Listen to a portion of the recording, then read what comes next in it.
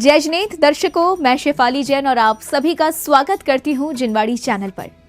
दर्शकों, आज हम आपको सर्वश्रेष्ठ साधक परम पूज्य आचार्य श्री विद्यासागर जी महाराज के परम प्रभावक शिष्यों में से एक परम पूज्य मुनिश्री पूज्य सागर जी महाराज की वैराग्यमयी जन्म से तब तक की जीवन यात्रा दिखाने जा रहे हैं, जिन्होंने संसार की असारता को छोड़ राग से वैराग्य की ओर अपने कदम बढ़ाए और एक सच्चे गुरु की शरण प्राप्त की।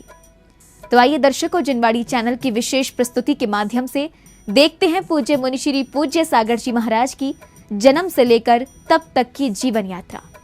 उत्तर प्रदेश राज्य का जिला ललितपुर बेतवा, धसान और जामनी नदियों का प्रमुख केंद्र माना जाता है। नदियों के कल कल बहते शीतल जल से ललितपुर का वातावरण मनोरम बना रहता है। इसी मनोरम वातावरण में जन्मे हैं परम पूज्य मुनिश्री पूज्य सागर जी महाराज। 14 अक्टूबर 1970 आश्विन शुक्ल की पूर्णिमा, शरद पूर्णिमा, जिस दिन चंद्रमा अपनी पूरी आभा बिखेर कर जगत के समस्त प्राणियों के शरीर को शीतलता प्रदान करता है। आश्विन शुक्ल की पूर्णिमा उस समय और भी महान हो गई, जब निरंतर हर 12 वर्षों के अंतराल में इसी तिथि पर 4 महान विभूतियों ने जन्म लेकर अपने आत्म कल्याण के साथ साथ जगत के जीवों की अंतरंग दशा को शीतलता प्रदान की, जो कि सन 1934 में गढ़नी आर्यका रत्न श्री ज्ञानमती माता जी, सन 1946 में महान आचार्य श्री विद्यासागर जी महाराज एवं सन 1958 में आचार्य श्री विद्यासागर जी महाराज के ग्रस्त जीवन के भाई पूज्य निर्यापक मुनिश्री समय सागर जी महाराज। और ठीक 12 वर्ष बाद इसी शरद पूर्णिमा पर पूज्य मुनिश्री पूज्य सागर जी महाराज का जन्म हुआ। एक संयोग ऐसा भी बना जब दीक्षा हुई। दीक्षा लेने वालों में 22 ब्रह्मचारी भैया जी में से मुनिश्री पूज्य सागर जी महाराज का 12वां नंबर था। 14 अक्टूबर 1970 को स्वर्गीय श्री हजारीलाल जैन बड़कुल और स्वर्गीय श्रीमती कमलाबाई जी जैन बड़कुल के घर में तीसरी संतान के रूप में एक नन्हे बालक ने जन्म लिया। बालक की किलकारियां सुनकर परिवार में खुशियों की लहर दौड़ गई। परिवार के सभी लोग बधाई देते हुए खुशियां मनाने लगे। जन्म के बाद बालक का तेज स्वरूप और मासूम चेहरा परिवार के सभी लोगों को हर्षित करने लगा। फिर माता पिता ने बालक का नाम रखा रमेश। रमेश यानी परिरक्षक। बचपन से ही रमेश सबके लाडले रहे। माता पिता और 2 बड़े भाइयों से रमेश को हमेशा प्यार दुलार मिलता रहा। इसके साथ ही परिवार के धार्मिक संस्कारों का भी प्रभाव रमेश के जीवन में सीधा पड़ा। बचपन से ही रमेश की रुचि शिक्षा के साथ धर्म के प्रति भी बढ़ने लगी। अपने माता पिता और भाइयों के साथ पूजा पाठ और मंदिर में जाकर धर्म ध्यान करना मानो उनकी दिनचर्या में ही शामिल था। परिवार से मिले संस्कारों को निभाते हुए रमेश ने अपनी प्रारंभिक माध्यमिक शिक्षा के अलावा संपूर्णानंद संस्कृत विश्वविद्यालय बनारस से शास्त्री की शिक्षा प्राप्त की। वहीं स्याद्वाद महाविद्यालय भदैनी घाट श्री सुपार्श्वनाथ जी भगवान की जन्मस्थली पर रहकर शिक्षा ग्रहण की। मात्र 17 वर्ष की उम्र में रमेश को सन 1987 ललितपुर में ग्रीष्मकालीन वाचना करने आए परम पूज्य आचार्य श्री विद्यासागर जी महाराज सत्संग की सेवा शुश्रूषा करने का सौभाग्य प्राप्त हुआ। यद्यपि रमेश की उम्र उस समय बहुत कम थी, फिर भी धार्मिक रुचि होने के कारण प्रवचन सुनना और संघ के साधुओं के दर्शन सेवा आदि का लाभ लेते रहना उनकी दिनचर्या ही बन गई। इसके बाद 21 वर्ष की उम्र में सन 1991 में सर्वप्रथम परम पूज्य मुनिश्री सुधा सागर जी महाराज एवं एलक निःशंक सागर जी महाराज का चातुर्मास ललितपुर नगर को प्राप्त हुआ, तो धर्म के प्रति रुचि और बढ़ गई। इसके बाद पुनः 1993 में परम पूज्य मुनिश्री सुधा सागर जी महाराज एवं क्षुल्लक गंभीर सागर जी महाराज, क्षुल्लक धैर्य सागर जी महाराज का चातुर्मास ललितपुर में हुआ। विहार कराने से लेकर पूरे संघ की औषधि आहार आदि की सारी व्यवस्थाओं से रमेश विशेष रूप से जुड़े रहे। यहाँ तक कि दिन में सेवा कार्य करने के अलावा रात्रि में भी घर न जाकर क्षेत्रपाल मंदिर जी में महाराजों के पास ही संत निवास में विश्राम करते थे। ब्रह्मचारी रमेश भैया के लगातार संपर्क में रहा और उनका दिशा निर्देश मुझे हमेशा मिलता रहा। उसके बावजूद मैं इस क्षेत्र में आने से डरता था, लेकिन उन्होंने मुझे संभाला। मुझ जैसे कई भाई उनके संपर्क में रहे। और सबसे बड़ी बात तो यह है कि आज तक के इतिहास में ऐसा कभी नहीं हुआ जब एक साथ 6 भाइयों ने दिगंबर दीक्षा ली। एक तो ब्रह्मचारी रमेश भैया थे और साथ में उनके 5 जो मित्र थे वो एक साथ नेमावर में दीक्षित हुए। ये अगर हम इसको यूँ कहें कि इतिहास की सबसे बड़ी घटना थी, एक शहर के एक साथ 6 मित्र और दिगंबर मुनि दीक्षा ले रहे हों। और ऐसे कई भाई उनके संपर्क में रहे, ब्रह्मचारी संपर्क में रहे कि उनका मार्गदर्शन पा करके कई भाई लोग आज मुनि पद को सुशोभित कर रहे हैं। वो मुनि चर्या में हैं और हमारे आराध्य हैं, हमारे पूजनीय हैं। अब हम उनकी पूजा करते हैं और हमारा तो ये है, सौभाग्य है कि हम ऐसे परिवार में हमारी शादी हुई है जो मुनि भक्त हैं, मुनि परिवार हैं। और उनके जो कुछ भी हैं हम आज उन्हीं की वजह से हैं। हम तो धर्म के बारे में कुछ जानते नहीं थे, लेकिन महाराज जी जब से हुए हैं और हम उनके संगत में या उनके साथ रहे या आना जाना हुआ, जब से हमारा सब कुछ बदल गया, हमारा जीवन बदल गया और हम धर्म की ओर मुड़ गए। मैं पूज्य मुनि श्री पूज्य सागर जी महाराज, जिनको हम लोग रमेश भैया के नाम से बचपन से ही जानते थे, आप हमारे बचपन के साथी एवं अच्छे मार्गदर्शक थे। भैया के साथ हमने छोटी उम्र से ही तीर्थ यात्राएं, साधुओं के आहार एवं विहार में उनके साथ रहे। हमारी स्वाध्याय में रुचि होने के कारण रमेश भैया से प्रायः तत्व चर्चा भी होती रहती थी। धीरे धीरे आपकी रुचि मोक्ष मार्ग पर बढ़ गई, आपका वैराग्य चरम पर था और आपने मुनि दीक्षा ले ली। आज वह सब याद करता हूँ तो लगता है काश मैं भी उनके साथ मोक्ष मार्ग का राही होता। उनकी चर्या, साधना, धर्म प्रभावना और साधर्मी और सामान्य जन के प्रति जो वात्सल्य है, उसको देखकर हम सभी लोगों का मन बहुत बहुत गदगद होता है। रमेश भैया की एक बहुत अच्छी आदत थी कि वह हमेशा अपने सभी साथियों का बहुत अच्छा मार्गदर्शक करते थे। और मैं तो यहाँ तक कहूँगा कि आज पूज्य मुनि श्री विमल सागर जी महाराज, पूज्य मुनि श्री अनंत सागर जी महाराज, पूज्य मुनि श्री धर्म सागर जी महाराज यदि आज इस पद पर हैं तो ये सब उन्हीं की कारण हैं, उन्हीं की प्रेरणा से, उन्हीं के मार्गदर्शन से आज ये सारे मुनिराज हम सभी लोगों के लिए पूजनीय बन गए हैं। और बचपन में भी हमने देखा, हम सभी लोगों का मार्गदर्शक वह बहुत अच्छे से करते थे। उनके अंदर यह गुण बहुत अच्छे से भरा पड़ा है। नेतृत्व करने की क्षमता उनके अंदर जो है वो और किसी में शायद इतनी अच्छी से देखने को मिली। बस इसी चातुर्मास में लगने वाले प्रथम श्रावक संस्कार शिविर में शिवरार्थी के रूप में हिस्सा लिया और उस शिविर का प्रभाव रमेश के जीवन में ऐसा पड़ा कि जीवन की दिशा और दशा ही बदल गई और उनके कदम वैराग्य की ओर बढ़ गए। जन्म के 27 साल 3 महीने और 27 दिन बाद रमेश ने मध्य प्रदेश के श्री दिगंबर जैन मुक्तागिरी जी सिद्ध क्षेत्र में माघ शुक्ल 10 फरवरी 1998 को ब्रह्मचर्य व्रत धारण कर बन गए बाल ब्रह्मचारी श्री रमेश भैया जी।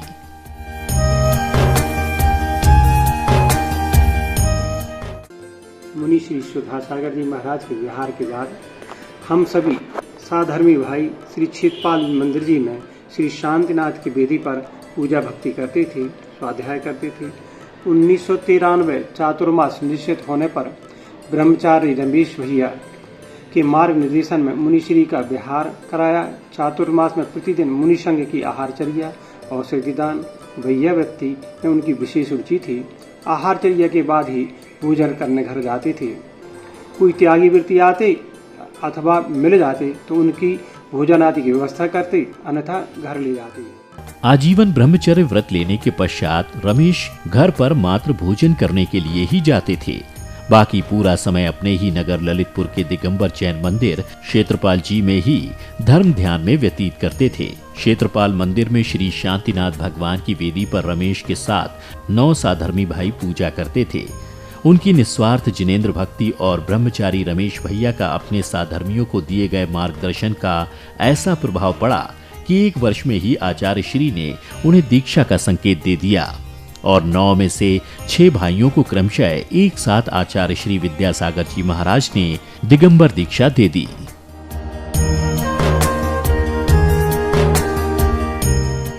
तो हम ने बहुत कुछ सीखा है मुनि श्री पूज सागर जी से गृहस्थ जीवन में। उनका कहना हमेशा ही रहता था कि जहाँ भी रहो, जैसे भी रहो, राग देश से बचो। बस वही स्वाध्याय है, वही पढ़ाई है, वही सब कुछ है अपना। अपन को समाज में रहना है, परिवार में रहना है, राग देश से बच के रहना है। जब हम लोग बनारस शास्त्री की परीक्षा देने गए तो उधर जो गुरुकुल में भैया लोग रहते थे और जहाँ हम लोग संपूर्णानंद संस्कृत महाविद्यालय में परीक्षा देने जाते थे, तो वहाँ के टीचर और छात्र देखते थे कि नीची निगाह करके, और कहीं भी इधर उधर नहीं देखते थे परीक्षा में। केवल अपना पेपर हल करना है और चुप और नंगे पैर जाते थे। गर्मियों के दिन थे हम लोग।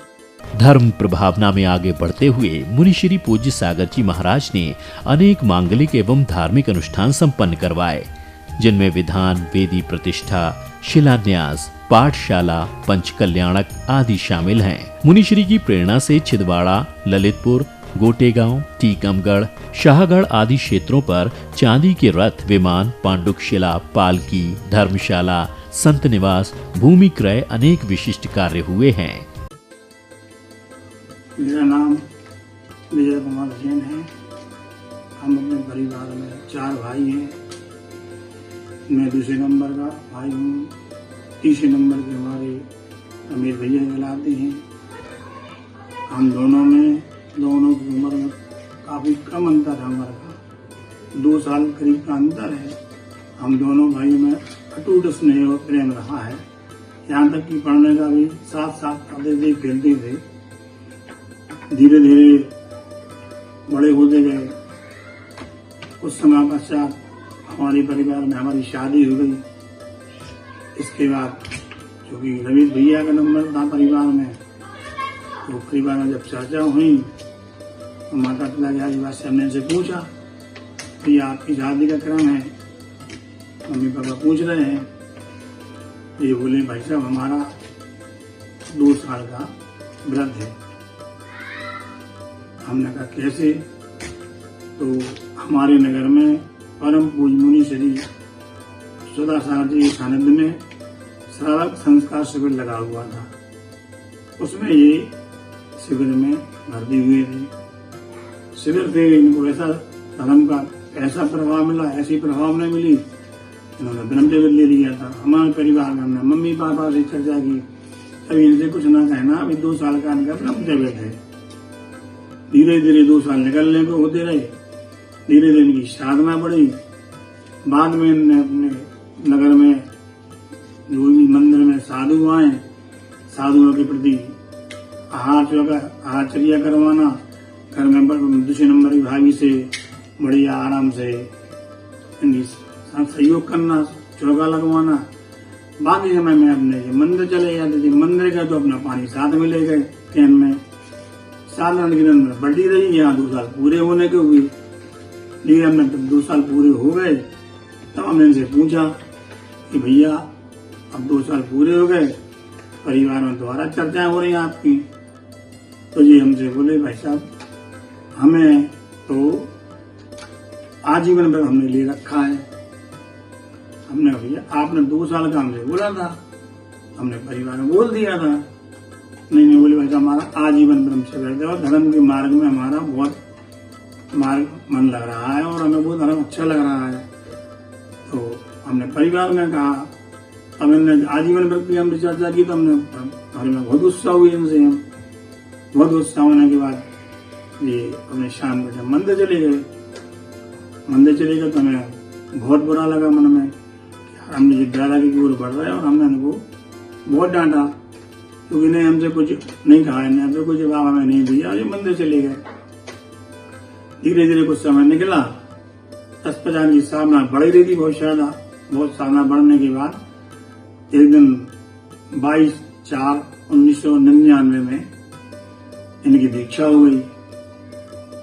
दीक्षा हुई तो हम लोगों को एकदम खुशी की लहर दौड़ गई। पूरे परिवार में, पूरे शहर में, पूरे मोहल्ले में बड़ी खुशियां हुई। दीक्षा के बाद आज ये अपने शासन में हैं। तो हम लोगों को फिर बाद में बहुत पछतावा में दोबारा हुआ कि बैरागी के मार्ग पर चलने वाले को हमने इतना डांटा, इतना उनको दबाया, शादी के लिए प्रेरित किया, लेकिन हमें उस बात को बहुत दुख हुआ, मन में मलाल हुआ। आखिर में ये हमारे परिवार का सौभाग्य रहा। हमारा परिवार, हमारा नगर, हमारा शहर बहुत खुश है और भगवान से हम भी विनती करते हैं।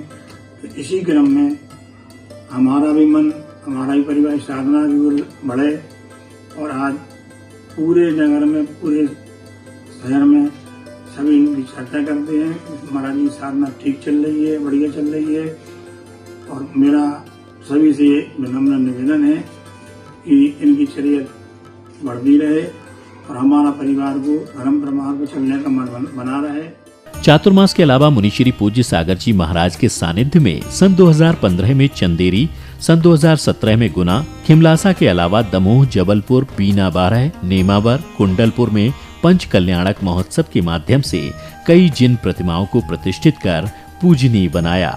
पूज्य सागर महाराज जी के दृष्ट अवस्था के छोटे भाई, जैसा कि जब मैं छोटे थे तो रमेश भैया, ब्रह्मचारी भैया बन रहे थे तो हमें साथ में ले जाते थे। कहीं नगर में वृत्ति भैया आए तो हमसे बोलते थे आप मंदिर में देख के आओ कि ब्रह्मचारी भैया तो नहीं आए हों तो उनको भोजन के लिए निमंत्रण बोल के आओ। वो तो भी नगर में साधु आए, साधु जी जब तक आहार की व्यवस्था नहीं देख लें, अपने सुचारू से उनके आहार कराना, देखना और व्यवस्थित जब तक महाराज रहा उसके बाद आगे भोजन करते थे, चाहे वो जितना चाहे समय हो जाए। और जब भी ऐसी स्थिति बनती थी नगर में कोई साधु का विहार होना, आना जाना व्यवस्थित हो जाए, नगर में कोई साधु ऐसे लड़े तो उनको अस्वस्थ हैं तो उनकी औषधि की व्यवस्था रात और वो महाराज जी के पास ही रहते थे हमेशा। मतलब जब तक उन्हें ऐसा लगता था महाराज जी स्वास्थ्य ठीक ना हो जाए तो उनके लिए औषधि की व्यवस्था, दोस्तों के साथ जाना, दोस्तों को भी ले जाना, सबको प्रेरणा देना। तो भैया चलो महाराज जी हैं अपने यहाँ, उनकी भैया करना है। आहार में सुबह से दीदियों को बुलाकर उनकी व्यवस्था देखना, तो दीदियाँ आ जाएँ तो जो साधु के जो है निर्विटल अच्छे से आहार हो जाएँ। ऐसे उनकी उदार भावना हमेशा रहती थी। कोई नगर में साधु आ जाएँ तो ऐसे प्रफुल्लित आते जाते थे, आगे आते। आज उनकी ऐसी भावना आज उनको इतने बड़े पद पर ले रही है। आज उनका इतना महान पद मिल गया उनको। आचार्य भगवान के हाथों से उनके दीक्षित हुए हैं, इतने महान आचार्य भगवान के दीक्षित हुए हैं। आज उनके जो है पुण्य की वजह से हम सब अच्छे व्यवस्थित हैं। अपना परिवार, हमारा परिवार सब पूर्ण व्यवस्थित है और धर्म ध्यान कर रहे हैं। उनका आशीर्वाद ऐसा है कि हम सब बढ़िया धर्म ध्यान कर रहे हैं और आचार विचार से अच्छे हैं। उनके चरणों में बारंबार नमोस्तु नमोस्तु। सागर महाराज जी बहुत ही ज़्यादा शुरू से ही इतने ज़्यादा वो थे कि आज के टाइम पे भी हम लोग प्रेरित हो रहे हैं उनसे। और ये हम लोग का सौभाग्य है कि हम लोग पूज्य सागर महाराज जी के गृहस्थ जीवन के भतीजा कहलाते हैं। धन्यवाद। फिर सन 2010 में सिद्ध चक्र महामंडल विधान शाहगढ़, खरगापुर में त्रिलोक मंडल विधान और सन 2011 में इंद्रध्वज महामंडल विधान टीकमगढ़, 2011 में मडावरा कल्पद्रुम विधान, 2012 में कारी और 2013 में बंधा जी में कल्पद्रुम विधान, 2014 में मंडी बामोरा में सिद्ध चक्र महामंडल विधान, 2015 में ईसागढ़ सिद्ध चक्र महामंडल विधान, 2015 में शिवपुरी में सिद्ध चक्र महामंडल विधान, नंदीश्वर विधान, 2016 में 24 संवत्सरण विधान, 2017 में बीना में श्री सिद्ध चक्र महामंडल विधान, 2017 में ललितपुर, 2018 में विदिशा में संवत्सरण महामंडल विधान। मैं मुनि श्री के बारे में क्या बोलूं, मेरा तो पूरा परिचय ही उनसे है। जब मैं इस घर में आई थी तो मैं केवल इतना ही जानती थी धर्म के नाम पे कि मंदिर जाना और रात्रि भोजन ना करना। यहाँ पे आके मैंने सासू जी से धार्मिक संस्कार सीखे। मेरे राजू भैया जब गृहस्थ जीवन में थे तो वो बहुत ज़्यादा सीधे थे। कई जन्मों के पुण्य से कोई मुनि बनता है और अगर किसी घर में एक व्यक्ति मुनि बन जाता है उसका पूरा उद्धार हो जाता है। मैं भी चाहती हूँ कि मैं महाराज श्री से कुछ नियम संयम ग्रहण करूँ और उनके बताए हुए मार्ग पे चल सकूं। धरती के चलते फिरते भगवान आचार्य गुरुवर श्री विद्यासागर जी महाराज की छत्र छाया में मुनि श्री पूज्य सागर जी महाराज ने अपनी चातुर्मास की शुरुआत की।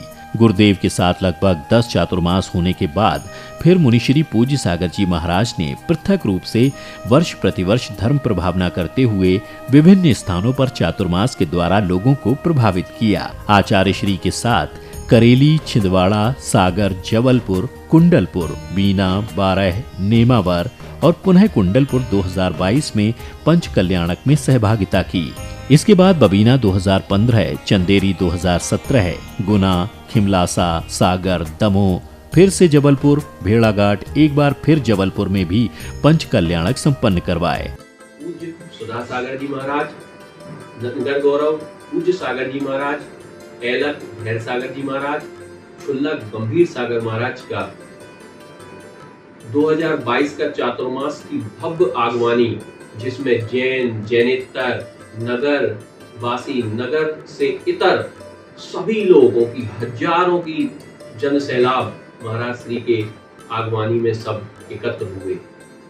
इसके पश्चात नगर में ऐतिहासिक एवं अतिशय युक्त ऐसे कार्य हुए जिनको भुलाया नहीं जा सकता, जिसमें ललितपुर नगर का जो चातुर्मास है वो कौन भूल सकता। आंखें धन्य हो गई, जीवन धन्य हो गया। उस चातुर्मास के हम सब साक्षी बने।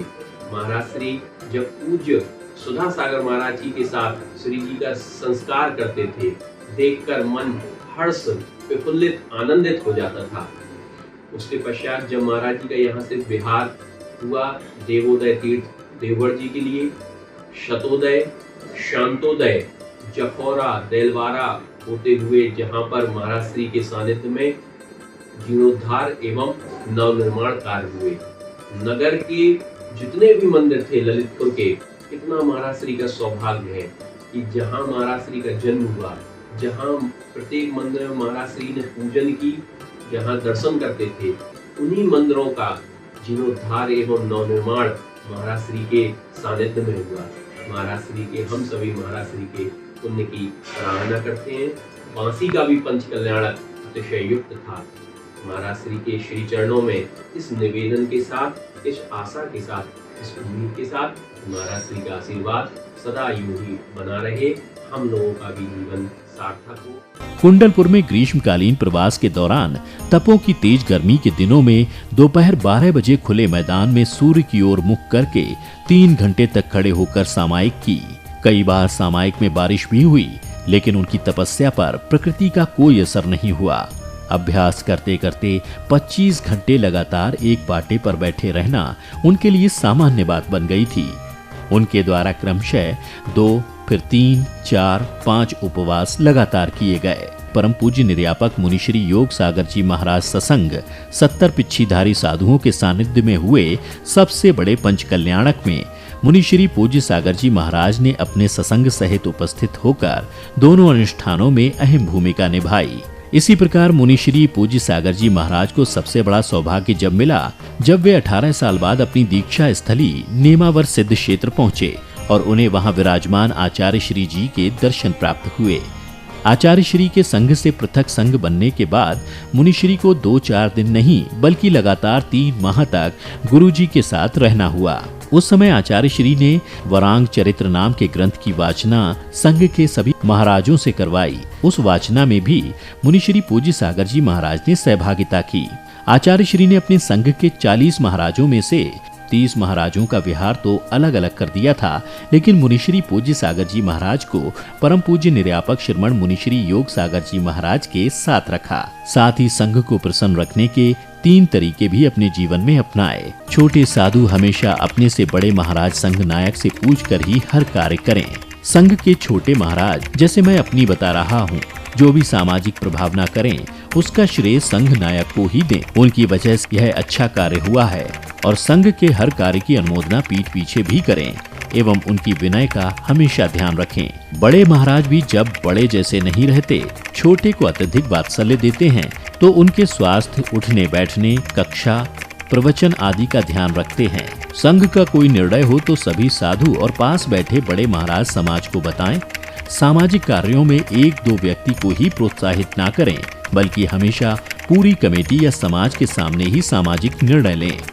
पाप तमोबितानम, पाप रूपी अंधकार का विस्तार। कैसा लग रहा सुनने में? कभी सोचा था इस बितानम शब्द का ऐसा अर्थ है?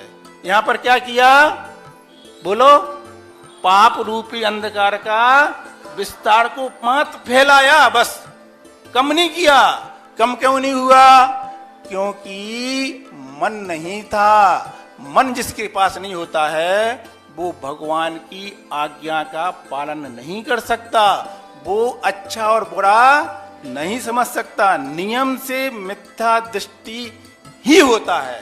मिथ्या दृष्टि का मतलब पाप का विस्तार को बढ़ाने वाला। गुरु की सेवा के साथ ही मुनि श्री पूज्य सागर जी महाराज ने अपने मंगल प्रवचनों के माध्यम से लोगों को न सिर्फ धर्म की ओर प्रेरित किया, साथ ही साथ श्रावक जनों को अपना जीवन सार्थक बनाने के लिए सही दिशा भी दिखलाई। मध्य प्रदेश के जिला दमोह की पावन भूमि कुंडलपुर में भी परम पूज्य सर्वश्रेष्ठ साधक आचार्य श्री विद्यासागर जी महाराज सत्संग सानिध्य में फरवरी 2022 में आयोजित हुए भूतो न भविष्यति ऐतिहासिक पंचकल्याणक महामहोत्सव में प्रेरणा एवं मार्गदर्शन देकर मुनि श्री पूज्य सागर जी महाराज ने चातुर्मास के दौरान पंचकल्याणक प्रतिष्ठा महामहोत्सव में अपनी भूमिका निभाई और धार्मिक गतिविधियों को संपादित किया।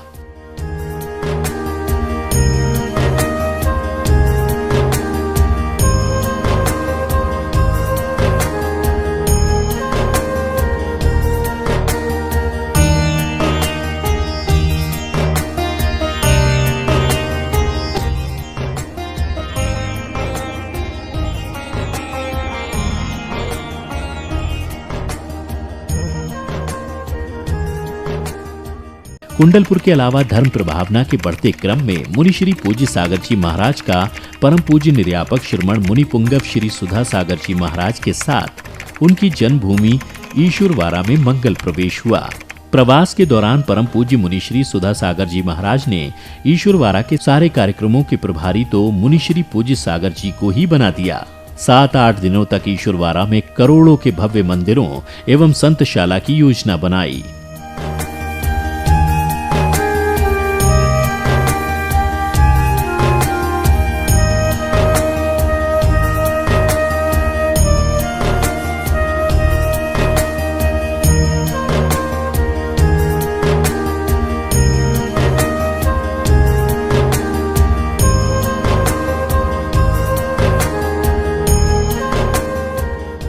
मुनि श्री पूज्य सागर जी महाराज वर्ष 2022 का भव्य चातुर्मास अपनी जन्मभूमि ललितपुर में परम पूज्य निर्यापक श्रमण मुनि श्री सुधा सागर जी महाराज के सत्संग के साथ कर रहे हैं और वैराग्य मार्ग को गतिमान करते हुए धर्म के सार को जन जन तक पहुंचा रहे हैं। ललितपुर में निर्यापक श्रमण मुनि पुंगव श्री सुधा सागर जी महाराज और मुनि श्री पूज्य सागर जी महाराज के निर्देशन में भारतवर्ष का प्रसिद्ध मंदिर बन रहा है। दर्शकों, बड़े ही सौभाग्यशाली होते हैं वो शिष्य जिन्हें गुरुवर के दर्शन और उनकी सेवा करने का सौभाग्य मिलता है, या कहें कि उनके पुण्य का उदय ही होता है और गुरुवर की छत्र छाया प्राप्त होती है। दीक्षा के बाद भी परम पूज्य मुनि श्री पूज्य सागर जी महाराज के जीवन में ऐसे कई अवसर आए जिसमें उनको परम पूज्य सर्वश्रेष्ठ साधक आचार्य श्री 108 विद्यासागर जी महाराज के दर्शन और सेवा शुश्रूषा करने का शुभ संयोग बना। तो दर्शकों, जिनवाड़ी चैनल की विशेष प्रस्तुति जीवन यात्रा में आज आप परम पूज्य मुनि श्री पूज्य सागर जी महाराज के वैराग्य पद से रूबरू हुए। इस विशेष प्रस्तुति में अभी समय है आपसे विदा लेने का, तो दीजिए मुझे आज्ञा और आप देखते रहिए जिनवाड़ी चैनल। जय श्री।